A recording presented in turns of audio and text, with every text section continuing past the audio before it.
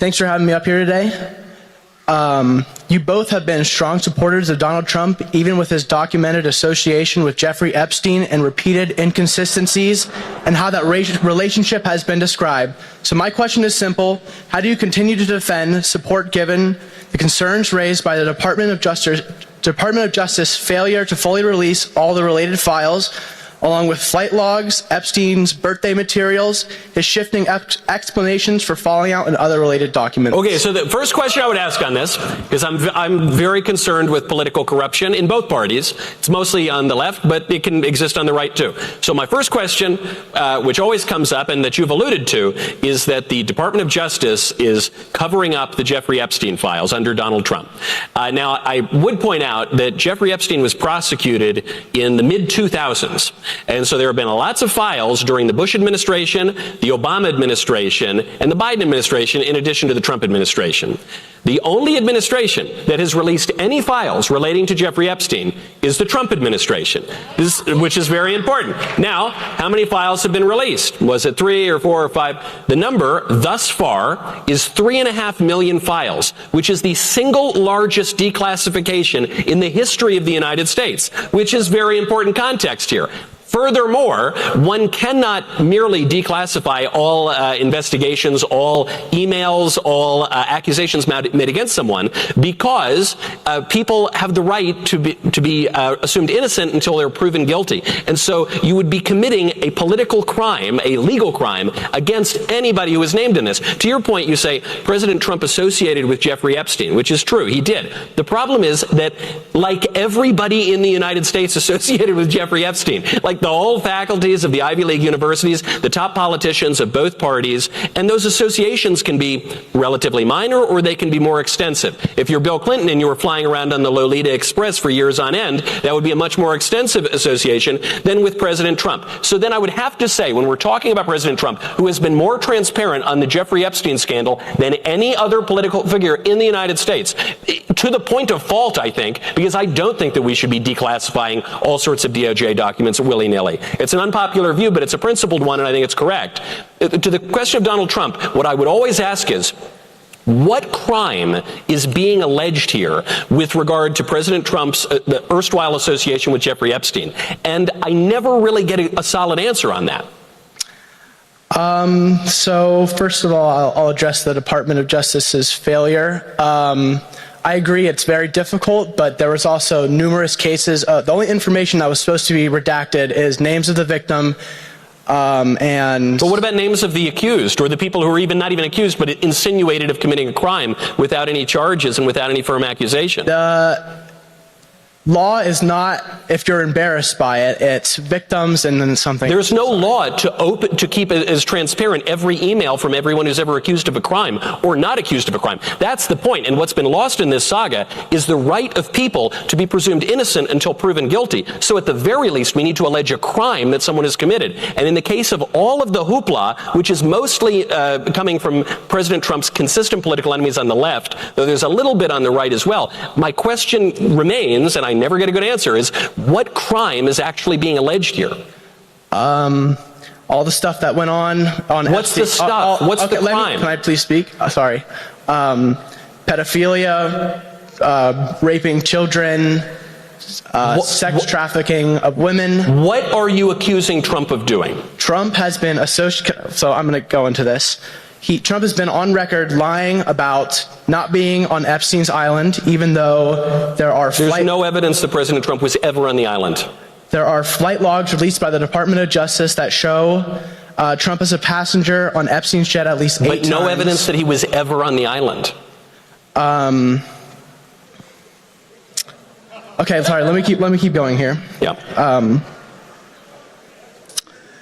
My second point is Epstein's birthday card and letter. Trump allegedly wrote a goofy letter to Epstein that was kind of tawdry. Trump said, "These are not my words, not the way I talk. Also, I don't draw pictures." And so let me restate. None of these are solid, absolute, 100 guarantees of evidence. But none of these are even remotely a crime. It's not even close to a crime. All of them combined create a picture of association. A bunch of non-crimes vaguely asserted combined make a crime? No, they don't. That's the problem. I am all for justice, especially justice for the victims here, but even the supposed perpetrators brought to justice. I guess the question I keep asking is there a single crime that you can actually accuse Trump of here? The answer is no, by the way, as we've kind of demonstrated here. And so my point is, the accusations against Trump in particular are a political operation used by the left, which has tried every single way to take this guy out of office, by keeping him off the ballot, by prosecuting him for nonsense financial crimes, for accusing him of colluding with the Russians, and then colluding with the Ukrainians who hate the Russians. And they've tried it every which way. The last gasp they had was using a Democrat scandal, which is the Epstein scandal, to attack Trump, who declassified over 3 million documents in this case, and the people who most want to accuse him can't figure out a single crime to actually point to. At which point I have to say, I think the man has been transparent enough. Can I keep going here? Can you? I don't know. I'm waiting for an answer. I have 2 more points. I'm not trying to prove this in a court of law. I'm trying to prove this beyond a reasonable doubt that Trump has associations with Epstein, and these are not provable in a court. He did associate with Epstein. We all know that. But I'm saying, okay, here's my third point. Trump said that his break with Jeffrey Epstein came out in 2004 after Epstein took a young woman who worked at Mar-a-Lago. Trump said, he took people, they worked for me. Once he did that, that was the end of him. Days before making this claim, Trump also said that he kicked Epstein out of Mar-a-Lago for being a creep, presenting different versions of his story. The girl that was stolen from him, he explains in the clip that he's talking about. An employee, not a girlfriend. An employee. Yeah. That was stolen from him was 16. This story is not consistent with this framing. This story is not consistent. The claim is that President Trump and Jeffrey Epstein had a falling out because both over a girl and over a business transaction, which in your telling of the story are consistent. Right? I'm saying he's saying 2 different points. Can I ask you a question? Go ahead. Because I agree with what Michael's saying. I fully support releasing the Epstein files, I always have, and I think it's good that they did it. I also think that there's no evidence in the Epstein files of Trump committing any crime at all. I want to ask you, though, are you, do you consider yourself conservative? I do not, no.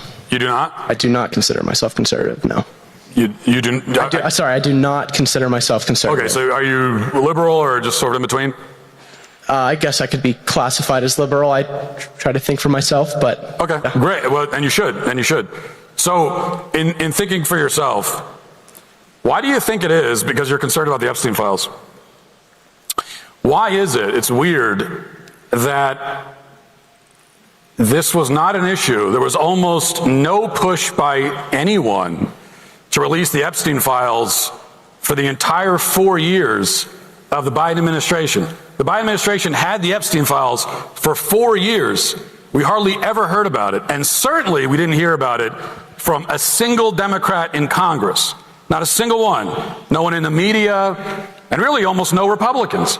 For 4 years of Biden, no one said, we want to see the Epstein files. And then Trump gets in there, and 10 seconds later, we got to see the Epstein files. Why do you think that is? I should have done more research on this part, but I believe the limitations of releasing the files ran out during Donald Trump's administration. Is that correct, or am I totally off base on that? Repeat that point. I couldn't hear you. I believe that the limitations on releasing the files stopped during Donald Trump's administration. So they were not able to release them before, and then the statute of limitations ran out during Donald Trump's administration. The President of the United States, going back to the Bush administration, could have released documents if he wanted. Don't forget the Jeffrey Epstein scandal, such as it is is 20 years old at this point. So to Matt's point, he says, it's kind of funny, isn't it, that no one asked for this during the Biden administration, but you could extend that further. No one asked about this during the first Trump administration or the Obama administration or the Bush administration. So why is that? And the answer is because the Democrats have and people on your side of the aisle have completely run out of ways to go after Trump. They've spent 10 years going after it. And so the best they could do is cook up a Democrat scandal, which initially mostly centered around Bill Clinton, and try to put it on Donald Trump. And Trump called their bluff because Trump released 3.5 million files, and you still got nothing. I asked you at the top, is there a single crime you can point to that Trump has been even accused of here, and you don't have an answer?